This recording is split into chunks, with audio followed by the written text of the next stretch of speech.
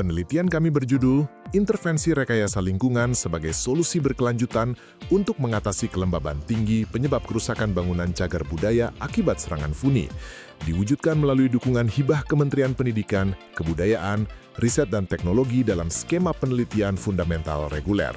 Penelitian ini dilaksanakan oleh Universitas Trisakti bersama Lembaga Penelitian dan Pengabdian kepada Masyarakat Universitas Trisakti dengan Yayasan Lasem Heritage sebagai mitra. Tim kami diketuai oleh Dr. Insinyur Maria Immaculata Ririk Winandari, MT, dengan anggota adalah Profesor Dr. Insinyur Astri Rinanti, MT, Dr. Suherman Dwi Nuryana, ST, MT, Wahyu Sejati, ST, MT, Akhlis Dinal Aziz, ST, MT, Felicia Putrigo Rizky Ayu Kaswari, dan Maduha Jefran T. Raharjo. Sebagai latar belakang dalam penelitian ini, pertama, kerusakan telah terjadi pada lebih 235 bangunan cagar budaya, telah mengancam hilangnya warisan budaya. Kedua, pembersihan manual fungi dan pengecatan tidak lagi efektif, sehingga fungi tumbuh lagi. Ketiga, akar masalah, kelembapan tinggi, perlu intervensi rekayasa lingkungan.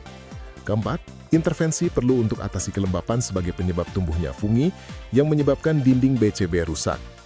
Kemudian tujuan dari penelitian ini adalah menemukan karakteristik geologi tanah di sekitar BCB, serta menguji efektivitas intervensi rekayasa lingkungan, pemeriksaan drainase, rekayasa ventilasi untuk kurangi kelembapan di sekitar BCB.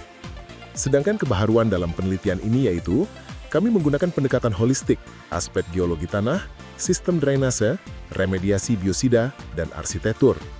Kami juga fokus di solusi teknis, pengembangan strategi implementasi berkelanjutan, mempertimbangkan aspek sosial, budaya, ekonomi masyarakat.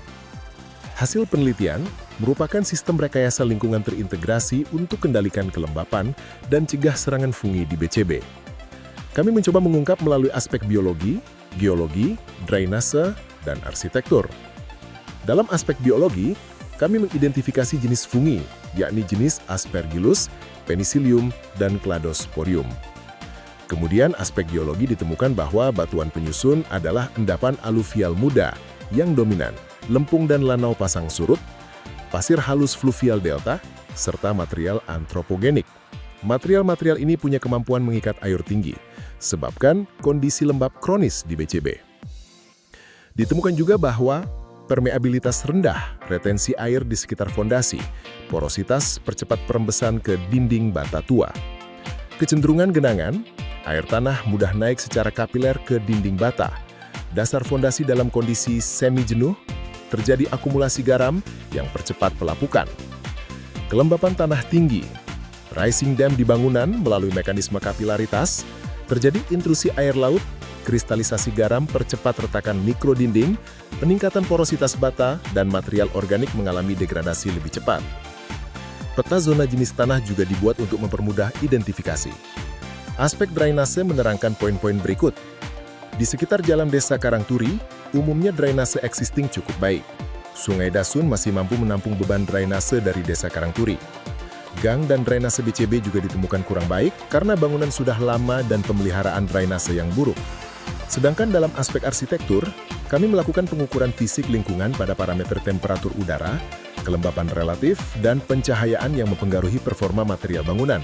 Diungkap bahwa suhu dalam ruangan 27,0 hingga 31,4 derajat Celcius, RH median lebih besar sama dengan 75% dengan sering lebih besar dari 80% pada malam hari, dan stagnasi udara.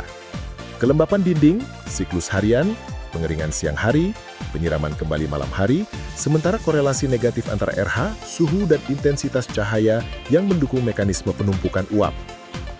Terjadi rantai diagnostik kritis, tanah berbutir halus, kenaikan kapiler, beban uap dalam ruang, tambah stagnasi, RH lebih dari 80% yang mendorong risiko pertumbuhan jamur sedang hingga tinggi. Kami juga merekomendasikan pengendalian kelembapan sebagai intervensi rekayasa lingkungan.